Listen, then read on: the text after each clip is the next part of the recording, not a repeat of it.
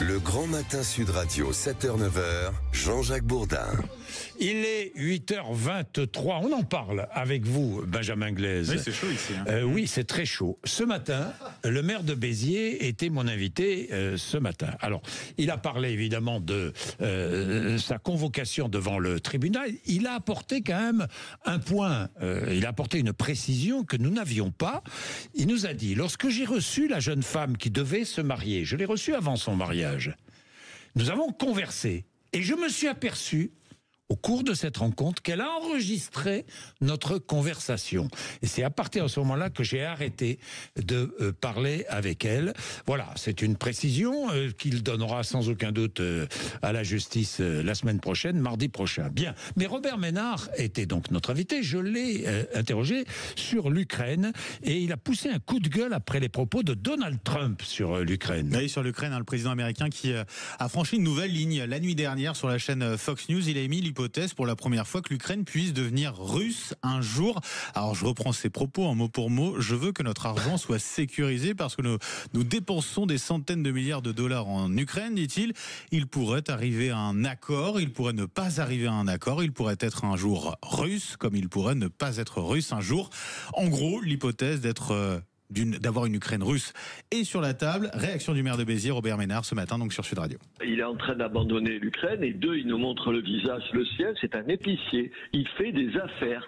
Il va dans le monde pour défendre les intérêts des États-Unis et de temps en temps, pardon de le préciser, ses propres intérêts. Et je trouve ça monstrueux. Depuis des années maintenant, le peuple ukrainien paye un tribut terrible à ce qui est une invasion de son pays par une armée étrangère. Et au lieu d'être derrière ce peuple héroïque, le voilà qui leur dit « Ah ben attendez, moi ça vous coûte un pognon de dingue, alors on va pas mettre ça si vous acceptez pas de nous fournir ce qu'il y a dans votre sous-sol qui nous intéresse. » Honnêtement, c'est indigne. Robert Ménard, qui, vous l'avez entendu à l'instant, parlait du sous-sol ukrainien que lorgne Donald Trump. Toujours hier sur Fox News, il affirme, le président américain, avoir réclamé à l'Ukraine l'équivalent de 500 milliards de dollars de terres rares. Vous savez, ce sont ces métaux utilisés notamment très importants dans l'électronique. Bien, qu'en pensez-vous, mesdames ? Alors, moi, d'abord, j'ai un grand désaccord avec mon ami Robert Ménard, que j'aime beaucoup. C'est que je crois, malheureusement, que tous les États sont des épiciers. Comme disait l'autre, les États n'ont pas d'amis, ils n'ont pas d'idéaux vraiment,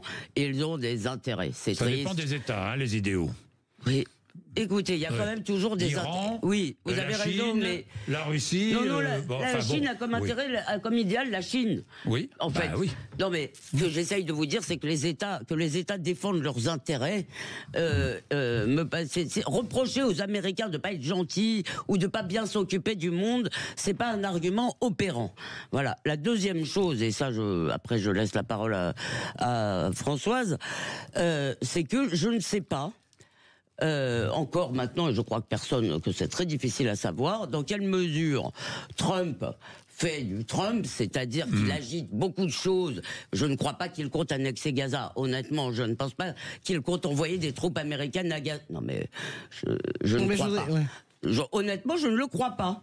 Mais Jean-Jacques, c'est intéressant parce que je le dis pour les auditeurs qui ne regardent pas, Jean-Jacques a fait une moue sceptique. J'ai fait une moue sceptique parce qu'il a encore déclaré, vous avez vu sur Gaza, il a déclaré les Gazaouis partiront de Gaza et ne reviendront pas.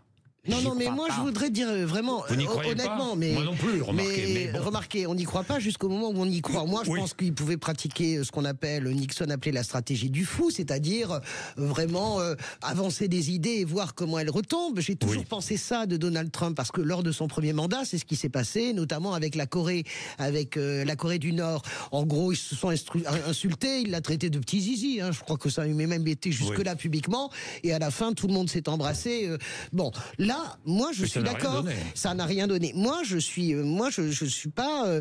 Je ne sais pas quel est le niveau de gravité où vous le mettez. Je pense que c'est grave. C'est-à-dire que la paix russe dont parle Donald Trump, le calcul qu'il fait sur les ressources minières du Canada, évalué, je crois, à 2350 milliards de dollars. Il les a évalués lui-même. Qu'est-ce que ça provoque ? Ça provoque une réaction du Canada. Il veut les terres rares d'Ukraine, il veut les terres rares du Groenland, et il veut toutes les richesses Seychelles du Canada. Non, mais après, il y a un moment donné. C'est pas compliqué. Non, mais à un moment donné, il faut voir jusqu'où vous amènent les mots. Les mots ont un sens. Et qui parle, comme disait Guy Debord, d'où parle-t-il? Il parle de Donald Trump. Je veux bien que ce soit des mots lancés en l'air, mais la réalité, c'est que quand il fait ce qu'il fait sur Gaza, quand il déclare ce qu'il déclare sur Gaza, ça provoque des choses dans la psyché de cette région du Proche-Orient, tu sais, l'Orient compliqué, que nous ne maîtrisons absolument pas. C'est ce que je veux dire. Vous avez dit vous-même que pendant son premier mandat. Oui, mais je ne suis pas sûr. Elisabeth, je veux terminer. Il y a une possibilité que ce soit ça. Eh bien, il y a une possibilité aussi pour que ce soit autre chose. Il y a une possibilité, si vous voulez, pour qu'il ait décidé à un moment donné de franchir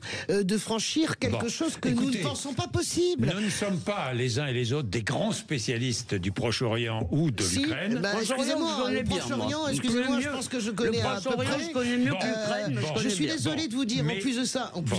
Pardon, juste sur Gaza. Laissez Jean-Jacques poser sa question. Non, je pas sur Gaza. Non, je voulais simplement vous donner un chiffre, parce que ce que j'aime, ce sont les faits. Depuis que Donald Trump est au pouvoir, savez-vous combien d'étrangers clandestins aux États-Unis ont été expulsés? Non. 5700. C'est très peu. Simplement. C'est que dalle, en fait. C'est rien. C'est rien. Voilà, je vous dis simplement, cela. Voilà. Ça va plutôt dans mon sens entre nous. Oui. Il faut dire aussi, c'est vrai que d'ailleurs, de la même façon, ici, dans des cas parfois complètement ubuesques, on ne peut pas expulser des gens qui mériteraient 10 fois d'être expulsés. Lui, je ne sais pas pour quel cas, je ne connais pas les dossiers, mais lui aussi s'est heurté. Heureusement, à l'état de droit, ça s'appelle. Vous savez, ça s'appelle l'état de droit, ça s'appelle la démocratie, ça s'appelle un truc extraordinaire. Ah, c'est génial, l'état de droit qui nous empêche d'expulser Doualem, qui nous oblige à garder des gens qui appellent au meurtre. D'accord, excusez-moi de vous le dire, c'est génial. Vive l'état de droit, sans restriction. Ah oui, le rappel des titres de l'actualité.